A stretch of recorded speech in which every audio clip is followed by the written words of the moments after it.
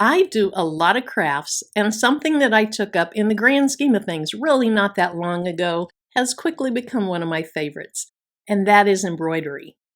In today's video, I'm going to use my multi-needle. It's a SmartStitch multi-needle machine, and I'm going to show you how I stitch this out. You can also do this on a single needle machine. In my next video, I'm going to show you how I designed it in Embroidery software. We're going to start this project by hooping 2 pieces of tearaway stabilizer into my 5.5-inch mighty hoop. Now let's open the bottom and the top flaps, and you can probably see that the bottom part of the hoop is already in place.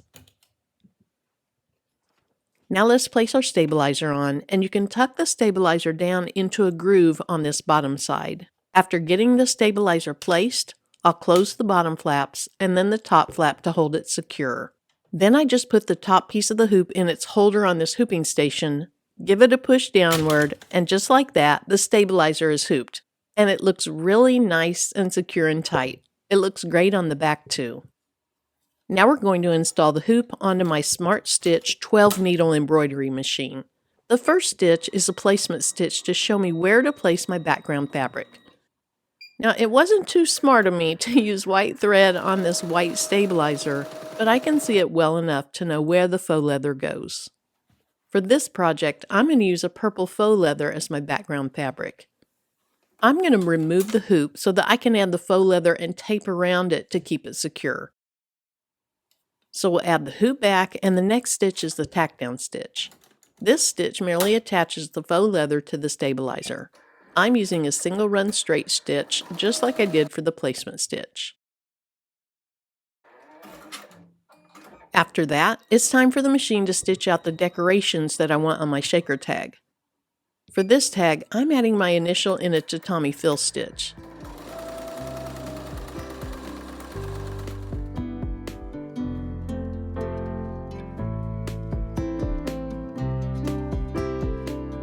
I am really loving the color combination of the purple faux leather and this bright but deep pinkish red thread.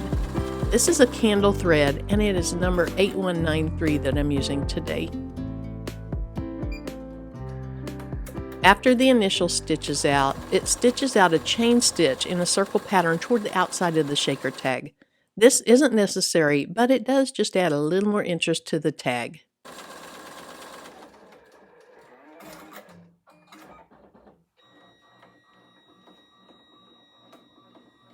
Now I need to remove the hoop to do the next step, which gives us an opportunity to look at what's stitched so far. I think this is looking so good. Let me try to get it really close to the camera so that you can see what the chain stitch looks like. So now we're going to do 2 things.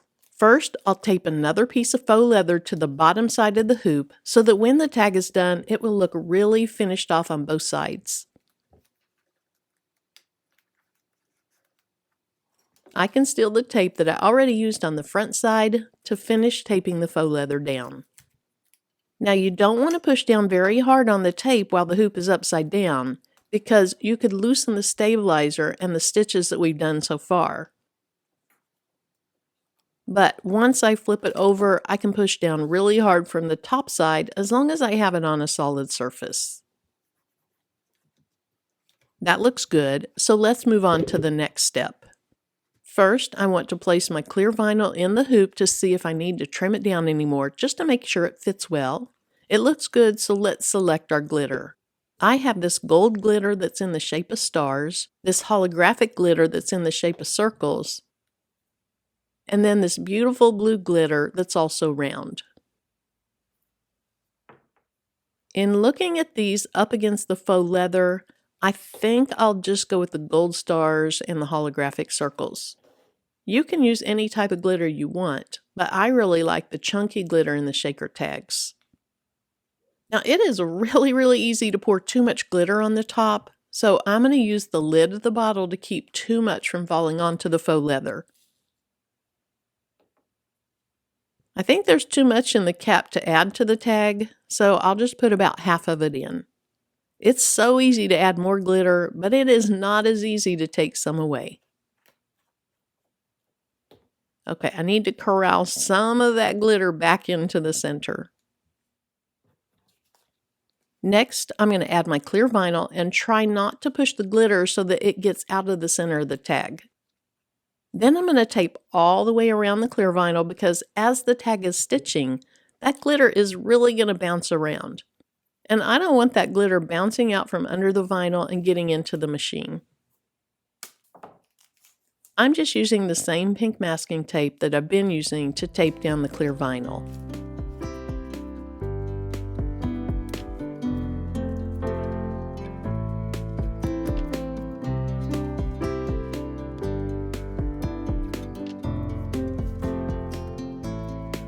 We're going to place the hoop back onto the embroidery machine, and the next stitch will be just a run stitch that's going to attach both the faux leather on the bottom as well as the clear vinyl that's on top. I'm doing this in one step, but if you design your own, you might want to design this to do it in 2 steps.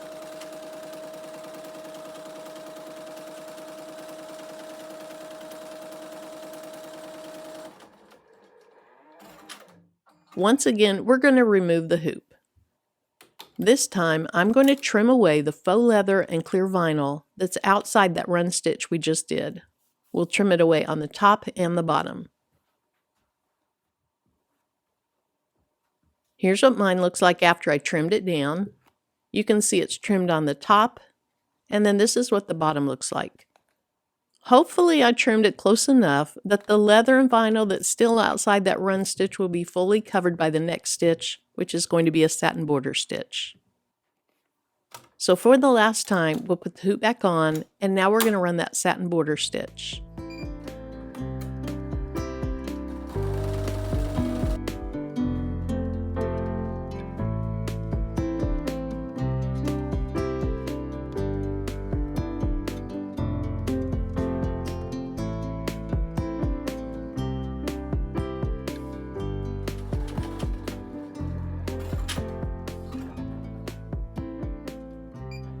Once it finishes, the last stitch is the little circle where your hardware or ribbon or whatever you're using on this will go through at the top of the bag.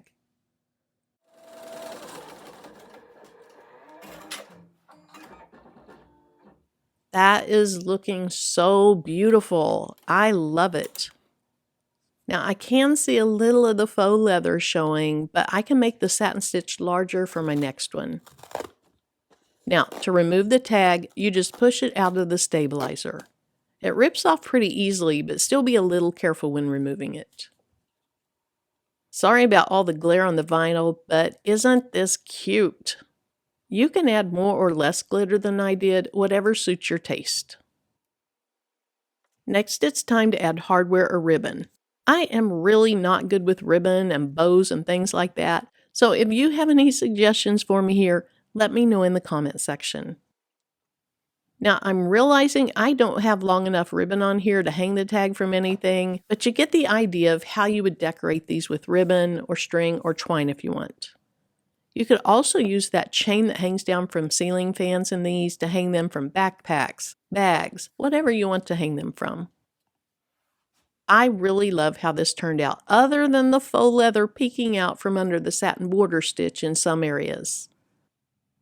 So I got an idea to dab a little white craft paint around the edges to hide it. Okay, it's not perfect, but look at how it turned out. It does look better. But again, I'm going to make that satin border stitch larger so I won't need to do this every time I make a shaker tag. So thank you so much for joining me today. I hope you enjoyed the video, and I also hope to see you in my next video.